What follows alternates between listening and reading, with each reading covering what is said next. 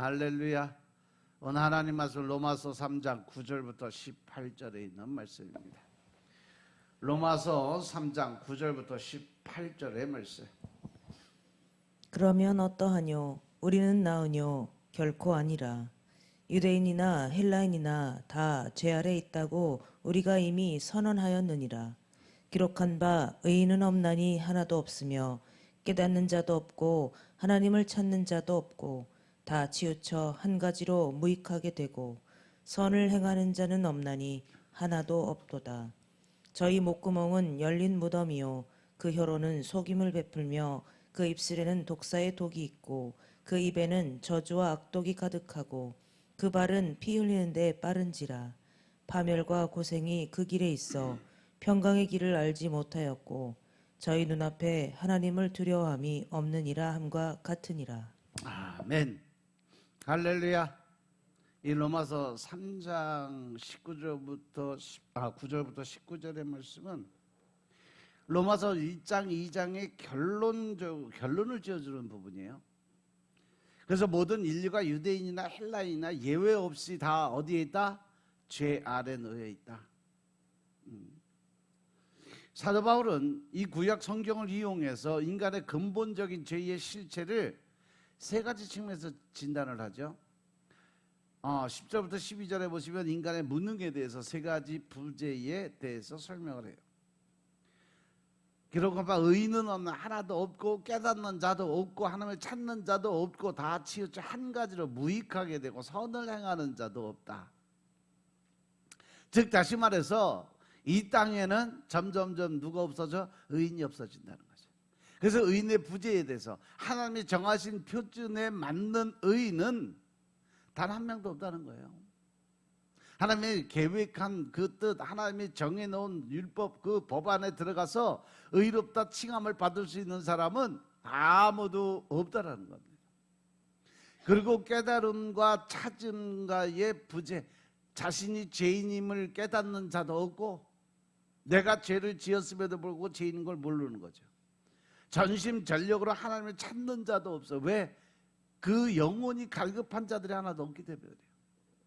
따라서 인간은 영적으로 해야 할 일을 아무것도 할 수 없는 무능한 존재이기 때문에 하나님을 의지하고 나아가고 하나님의 영적인 걸 갈구하고 살아가야 됨에도 불구하고 그들은 자아가 교만이 자만이 크게 살다 보니까 결국은 그들이 할 수 있는 일이 아무것도 없다는 거죠. 그래서 마지막으로 나온 게 뭐냐? 무익함이에요. 모두가 치우쳐서 무익하게 됐고 하나님이 원하시는 선을 행할 능력이 전혀 없다는 거죠. 하나님의 계획, 하나님의 뜻 안에서 우리가 살아갈 수 있는 방법 오직 하나, 선한 그 마음을 가지고 베풀고 나누는 삶을 살아야 되는데도 불구하고 자기 의를 세우고 자기의 그 모든 것만을 추구하며 살아가는 그러한 삶을 산다는 거예요. 그리고 나서 이제 13절부터 15절에서 보면 인간의 세 가지 부패에 관해서 설명을 해요. 저희 목구멍이 열린 무덤이고 혀로는 속임을 베풀고 입술에는 독사의 독이 있다. 그 입에는 저주와 악독이 가득하고 그 발은 피 흘리는데 아주 빠르게, 나쁜 데는 아주 무지하게 빠르게 반응을 한다는 얘기죠. 마음의 부패라는 것은 인간의 마음은 예레미야 선지자 예언처럼 거짓되고 부패해서 그 마음의 통로인 목구멍은 악취가 나는 열린 무덤과 같다고 그랬어요. 즉 다시 말해서 그 마음속에 악한 생각, 악한 마음을 먹고 있으니까 그 입에서 나오는 모든 말들이 다 악한 말, 즉 독을 품은 그러한 마음을 하고 산다는 얘기죠. 그래서 이 부패한 마음에서 나오는 말은 남을 속여먹는 거고 또 남을 비판하고 판단하고 정죄하는 이것이 바로 독사의 독같이 사람의 심령들을 다 죽이는 거예요. 그래서 저주와 악독으로 가득하다고 그랬어요. 그러면서 이제 행동의 부패가, 즉 그 발이 이웃에게 해를 끼치고 피 흘리는 일, 즉 경쟁과 적대와 폭력에 대해서 아주 빠르게 반응을 하는 그러한 삶을 살아가고 있다는 거예요. 왜냐하면 인간의 그 모든 인격이 죄로 인해서 철저하게 더럽혀졌기 때문에. 그래서 남들을 포용하고 이해하고 용서할 수 있는 하나님의 영적인 그런 삶의 그 모습의 생각에 이런 것은 전혀 없이 오직 나만을 생각하고 자기 이익만을 추구하는 삶을 살아가요. 그러면서 16절부터 18절까지 뭐냐? 인간의 절망에 대해서 이야기돼요. 파멸과 고생이 그 길에 있고 평강의 길을 알지 못하고 저희 눈앞에 하나님을 두려워함이 없는 그러한 삶을 살아간다. 이것이 바로 첫 번째 절망이 뭐냐? 운명의 절망이다. 인간이 걷는 길에는 평강이 없어, 편안함이 없어, 즐거움이 없어, 기쁨이 없어요. 그러다 보니까 늘 파멸과 고생 그리고 궁극적인 심판이 기다리고 있다는 거죠. 그리고 그들이 가지고 있는 이 무지한 절망, 더 큰 절망은 자신의 비참한 운명조차도 모르는 그러한 무지. 사람들이 가장 짓는 죄 중에 가장 큰 죄는 무슨 죄라고 그러세요? 하나님을 모르는 무지의 죄, 하나님을 모르는 그 무지의 죄가 가장 큰 죄라고 그랬는데, 이것은 결국은 영적인 무지가 우리가 살아가는 그 삶 속에 가장 중요한 팩트라는 거예요. 가장 하나님이 싫어하는 죄라는 거죠. 그러고 나서 사람이 가지고 있는 질성 안에 나오는 두려움의 무죄죠. 이 무지함 때문에 인간은 창조주 하나님을 두려워하지 않는 교만한 자만의 태도를 보이는 거예요. 모든 생각이 하나님보다 앞서가요. 하나님의 어떤 뜻, 하나님의 계획은 그들이 뭔가 깨닫고 하나님의 방법 안에 들어와서 말씀 안에서 깨달음을 통해서 선한 모습으로 변해가는 모습을 원하시는데, 사람들은요 자기가 알고 있는 지식과 또 자기가 알고 있는 경험에 의해서 스스로 판단하고 스스로 결정을 해버려요. 그러니까 하나님의 뜻과는 전혀 상관없는 그러한 교만과 자만의 모습으로 살아갔다는 거예요. 그래서 죄 아래 있는 사람들은 스스로 이 무서운 죄의 권세에서 절대 벗어날 수가 없다는 겁니다. 우리가 구원에 이를 수 있는 유일한 소망은 자신이 철저하게 무능하고 부패하고 절망적인 죄인임을 인정하고 내 스스로의 삶은 내가 포기하는 거예요. 자아를 버리는 거예요. 내 생각, 내 뜻, 지시 다 버려놓고 오직 말씀만을 의지해서, 하나님의 말씀에 의지해서 나아갈 수 있는 길을 찾는 거죠. 오직 자기 자신에게 절망하는 자만이 십자가를 바라볼 수 있고 주여 나는 죄인으로서이다라는 고백, 그래서 예수 그리스도의 구원을 얻을 수 있는 은혜 안에 들어갈 수 있음을 깨달으시기 바랍니다. 내가 살아있으면 결코 하나님의 은혜가 내게 임할 수가 없어요. 성령님이 내 안에 들어오실 수가 없습니다. 내가 죽어야 전부의 의지 없어서 손들고 옵니다. 내가 모든 거 항복하고 하나님 앞에 손들고 나아가야 우리는 진정한 하나님의 사람으로 변화될 수 있음을 깨달으시기 바랍니다. 따라서 이 말씀은 곧 내가 남에게 가르치고 비판하는 어떤 도덕적 기준이나 신앙의 원리 중에서 정작 내 자신의 은밀한 삶, 남들에게 보이지 않는 그런 삶, 뭐 도덕질이나 간음이나 돈과 같은 우상 숭배, 여기서 지켜지지 않는 위선적인 부분은 무엇이든지 구체적으로 고백하고 회개의 기도를 드려야 용서받을 수 있다라는 결론을 지어주죠. 그리고 유대인의 할례와 같이 내가 구원의 보장으로 여기고 있는 이 외형적인, 사람들에게 인정받는, 사람들의 높임을 받는 그런 형식적인 삶, 교회 안에서도 뭐 직분이나 세례받고 교회 봉사하는 거, 뭐 새벽기도 드린다고 내가 나를 자꾸 높이고 줄고 남들에게 인정받고 싶어하는 그러한 것이 바로 형식적인, 외형적인 그러한 신앙인의 모습이에요. 이 순종하는 삶이라는 내용 없이 껍데기만 남아있는지 아는지 나 스스로가 한번 내 신앙을 점검해 볼 필요가 있다.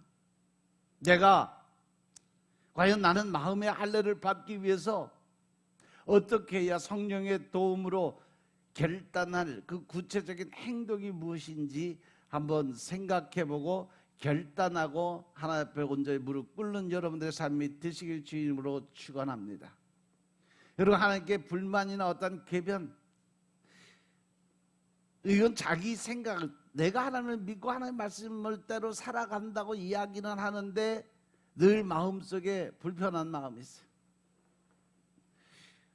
이렇게 힘든 세상에 어떻게 내가 하나님 말씀대로 살 수 있느냐고 따지는 사람들, 마음속에 그런 사람들 참 많이 있어요. 더 나아가서 내가 이렇게 어렵게 힘들게 살아가는데 왜 하나님은 자꾸 나보고 선한 일하고 남을 도와주고 이웃을 돌보고 형편사정을 살피라고 이야기를 할 수 있을까? 그럼 나는 누구한테 도움을 받나? 이렇게 생각하는 것 자체, 이것이 바로 자신의 죄를 정당화하려는 습관적 버릇이라는 거예요.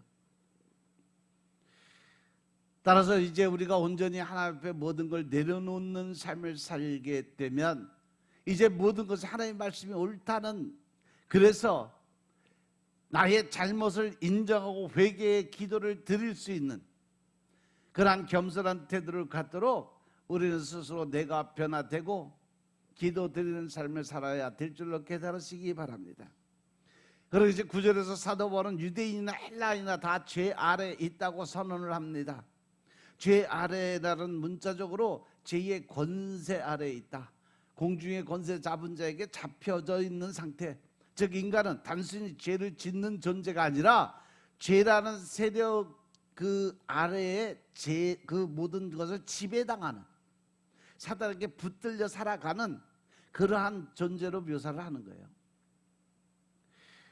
그냥 단순히 죄를 지었기 때문에 그러한 존재로 살아가는 것이 아니라 우리가 악한 그 죄된 생각을 함으로 해서 마귀 사단한테 붙들렸기 때문에 죄 속으로 끌려 들어간다는 거죠.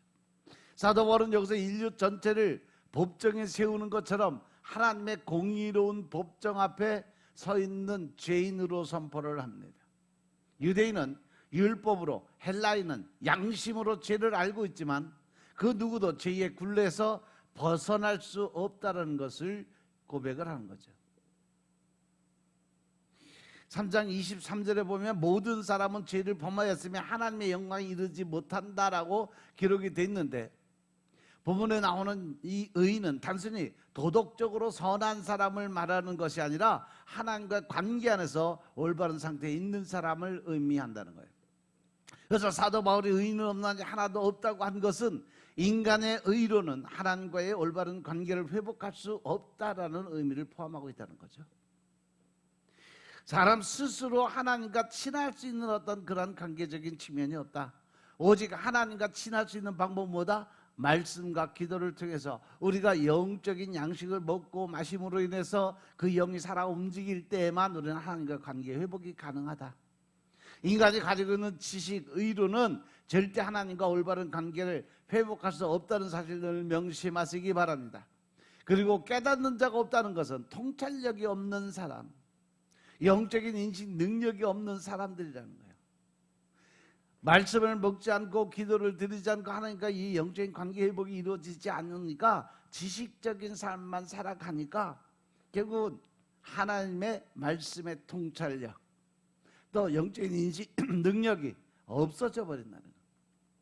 죄로 인해서 인간의 인식이 어두워져서 하나님을 올바르게 이해하거나 자신을 바라볼 그러한 능력을 이미 상실해 버렸어요. 그리고 하나님은 찾는 자가 없다는 것은 하나님을 간절히 구하지도 않고 또 그냥 알고 있는 지식 탐구하고 연구하는 정도에 그치다. 즉 지식적 신학의 삶을 살아간다는 거죠. 믿음은요, 신학에서 자라는 것이 아니라 무엇에서 자란다? 신앙에서 자란다. 이것은 바로 하나님의 말씀이 이 땅에 온전히 그대로 이루어질 것을 그 믿는 믿음 안에서 자랄 수 있는 것이 신앙이에요. 신학은 지식적인 것. 그렇기 때문에 지식 안에는 온전한 믿음이 있을 수 없다는 사실 명심하시기 바랍니다. 그렇기 때문에 사도 바울은 인간의 본성상 하나님을 간절히 찾는 사람이 없다고 단언을 해버려요. 이것이 바로 타락한 인간의 영적인 무력함을 설명해 주고 있어요.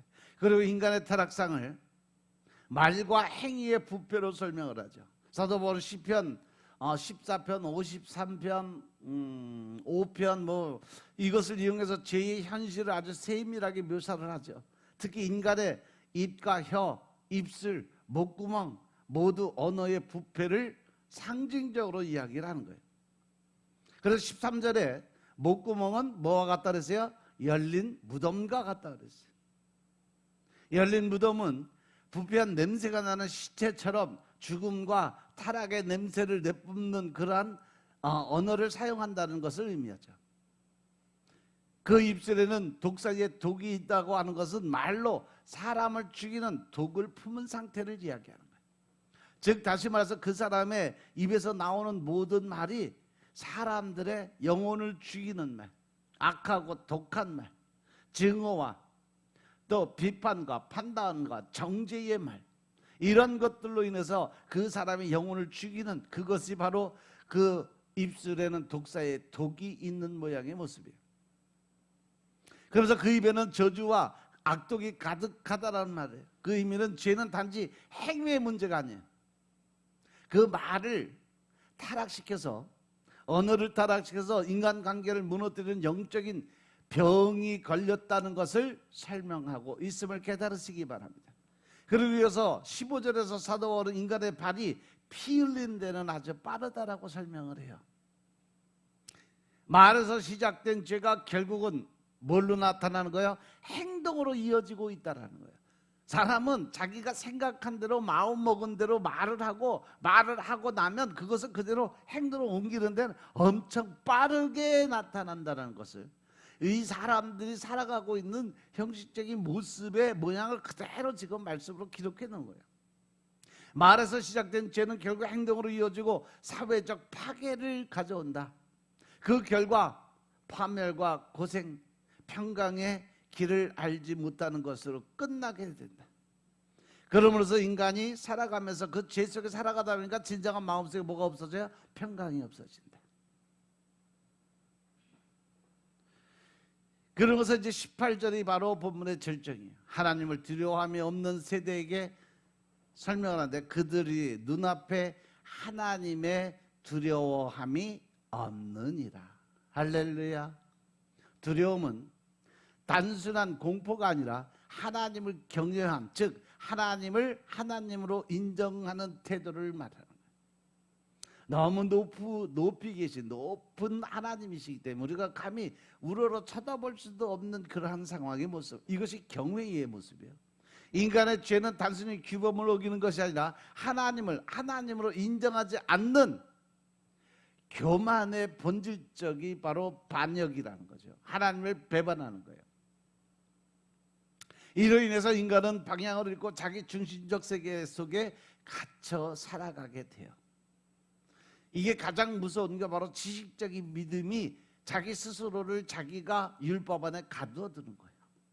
이것이 지식적 믿음을 하나님 말씀하시는 거예요. 그래서 로마서 3장 9절부터 18절의 말씀은 인간의 완전한 무능을 선포함으로 바로 이어지는 로마서 3장 21절의 복음의 핵심적인 이제는 율법 외에 하나님의 한 의가 나타남으로 인해서 결정을 지어지게 되는 거예요. 인간이 전적으로 죄 아래에 있지만 그리스도 예수 안에서 하나님의 의가 나타났어요. 그 의는 인간의 행위로 얻어지는 것이 아니라 예수 그리스도를 믿는 무엇으로? 믿음으로 말미암아 받는 은혜의 선물이다라고 에베소에 기록이 돼 있어요. 그죠? 죄의 깊이를 아는 자만이 은혜의 높이를 깨달을 수 있다라는 결론이 나오죠. 내 죄를 깊이를 아는 자, 내가 얼마나 큰 죄를 짓고 사는 것을 깨달은 자만이 하나님의 은혜가 얼마나 크고 위대한지를 알 수 있는 장면이죠. 오늘도 하나님 말씀 안에서 나의 무력함을 인정하고 오직 십자가의 은혜로 살아가는 진정한 의인의 길을 걸어가는 여러분이 되시길 주의 이름으로 축원합니다. 하나님은 의인은 없나니 하나도 없다고 그랬어요. 그러나 그리스도 안에 의가 우리에게 성령으로 임하고 있음을 깨달으시기 바랍니다. 그래서 사람이 가지고 있는 절망이라는 것은 바로 내가 새로 바뀌기 위한 복음의 출발점으로 변화시킬 수가 있다는 겁니다. 하나님의 은혜는 그 절망 한가운데서 가장 찬란히 빛나는 보석과 같은 이것이 바로 복음의 진리. 늘 좋은 뉴스, 좋은 소식을 갖다주는 이 복음이 바로 하나님의 은혜 가운데서 이루어질 수 있는데, 그 모든 것의 시작의 출발점은 뭐냐? 낮아짐, 내려놓음.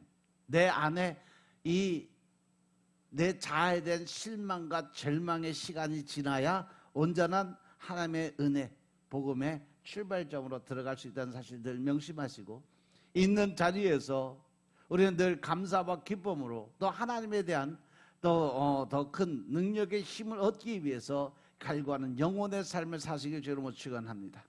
오늘 하루도 하나님이 기뻐하시고 하나님을 우습게 할 수 있는 하루의 삶을 사는 여러분들의 삶이 되시길 주로 축원합니다. 기도드리겠습니다. 아버지 하나님 감사드립니다. 오늘도 아버지의 은혜 가운데 우리가 살아갈 수 있도록 주님이 축복하시고 믿음 안에서 하나님의 영적인 권세와 능력의 힘을 얻을 수 있도록 도와주시니 감사합니다. 늘 신령과 진정의 마음으로 하나님의 뜻을 세울 수 있도록 주님 축복하옵소서.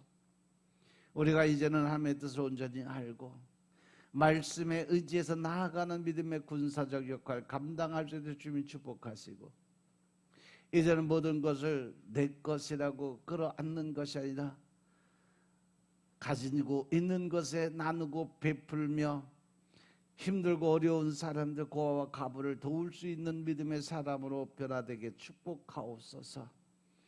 오직 주님의 말씀만 바라보고 십자가만 바라보고 나아가는 믿음의 군사적 역할 감당하게 주님이 역사하여 주옵소서. 모든 말씀 우리 주 예수 그리스도의 이름으로 감사드리며 기도드려 싸움나이다. 아멘.